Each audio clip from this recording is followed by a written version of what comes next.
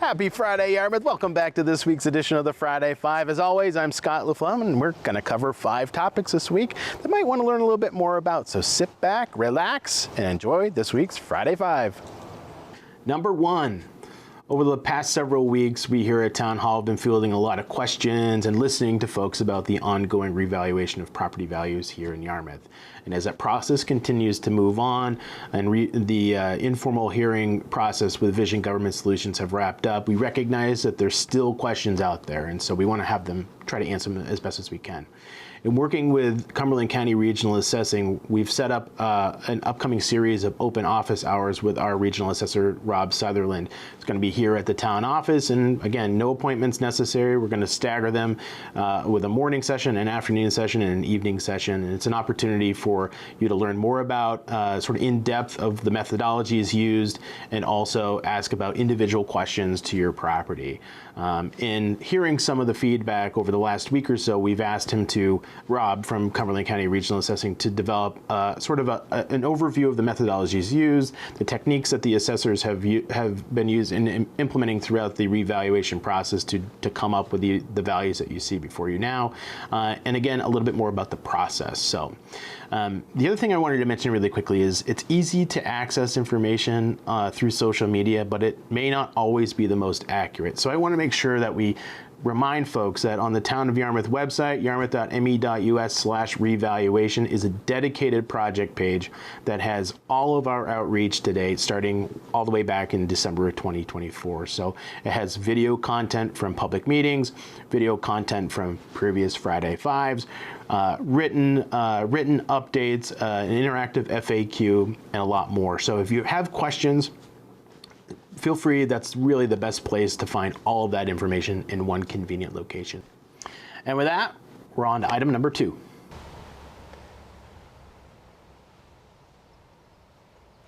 Number 2, I'm joined again with Katie Worthing, Executive Director of the Yarmouth History Center, and we're at the Baptist Meeting House here on Hillside Street, and in a couple weeks there's going to be a fun celebration. Tell us more, Katie. Yeah, we're going to celebrate Yarmouth's 176th birthday here on Wednesday, August 20th from 1 to 3.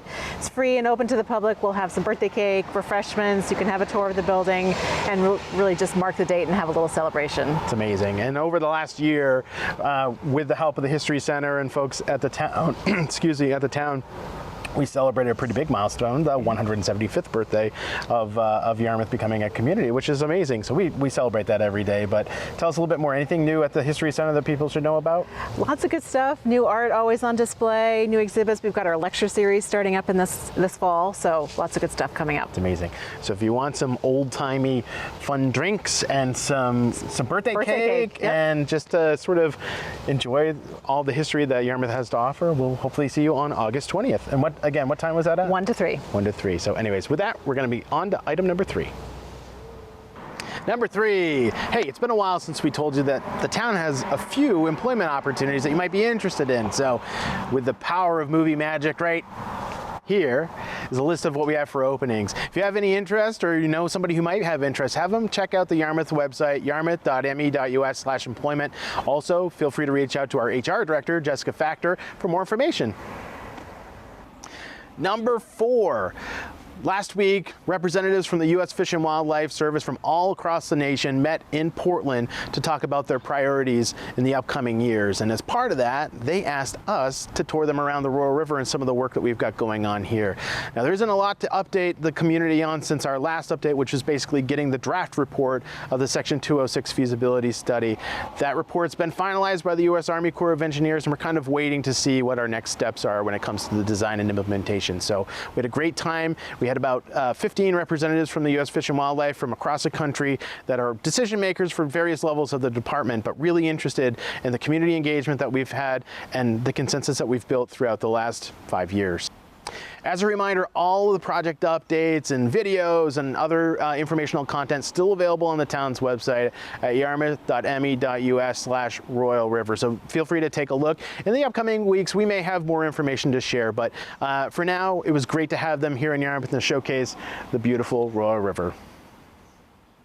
Number 5, wrapping things up this week like we always do with a quick town council primer. I'm here with Steve Johnson, our town engineer, next to the Royal River Parkway. Some might say the sweetest smelling portion of the Royal River Parkway. Behind us is the Royal River Pump Station. And in August, the town council has a couple of heavy topics that they're going to be discussing related to the sort of the age and condition and capacity of the pump station behind us. Steve, tell us a little bit more. Well, I'd love to. Again, I'm Steve Johnson, town engineer, and again, as always, it's a pleasure to be here on Friday 5. So we're here at the Royal River Pump Station. This is our second largest pump station in the town of Yarmouth, and it is one of our oldest pump stations. It is constructed in the mid-60s. Its infrastructure has been serving away for quite a while. Some of our discharge piping is quite old, and so the pumps, while upgraded in the early 90s, are at the end of its life. Most importantly, though, we recently found out that this particular pump station is at capacity for sewage flow. So essentially, this pump station can really pump no more sewage than what it currently is. So it's impacting the ability for us to provide development, for us to convey sewage on very intense, large storm events. Yep. And so that causes impacts to the receiving waters, the lovely Royal River right here next to us. And so we've had occasions for some overflows, and which is really bad from an environmental perspective, and shellfish closures and public health and such falling across the path with raw sewage is not good. So we're here to hopefully address those issues. Yeah, so there's a couple things that the town council is going to be talking about. The first is sort of the funds necessary to rebuild the pump station here. And we've had similar conversations this time last year. And again, these type pieces of equipment have a useful life. We've exceeded that, and we've now learned more about some environmental impacts that could happen if we don't do something about this pump station. So there will be a bond question that's going to be proposed and reviewed by the town council, in addition to an improvement plan.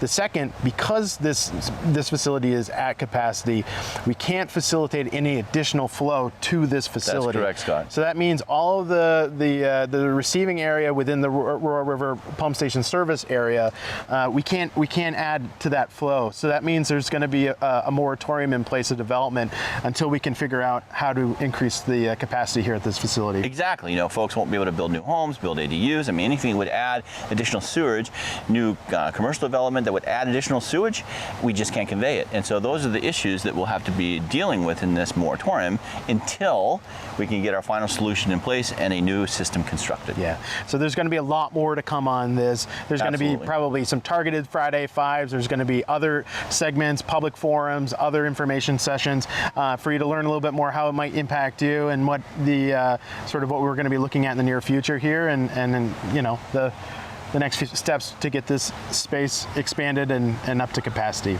Exactly. I look forward to talking to people about this because I think it's a very important issue here in town, and something that bears a lot of discussion. Of course. So. And if you don't have a chance to come or to the meetings themselves, as always, they're available on the town's website, and certainly connect with Steve or I if you've got specific questions about your house. So with that, thank you so much for tuning in. Steve, thanks for participating again. Always a pleasure, sir. We'll see you next Friday. Have a great weekend. We'll see you at the next Friday 5.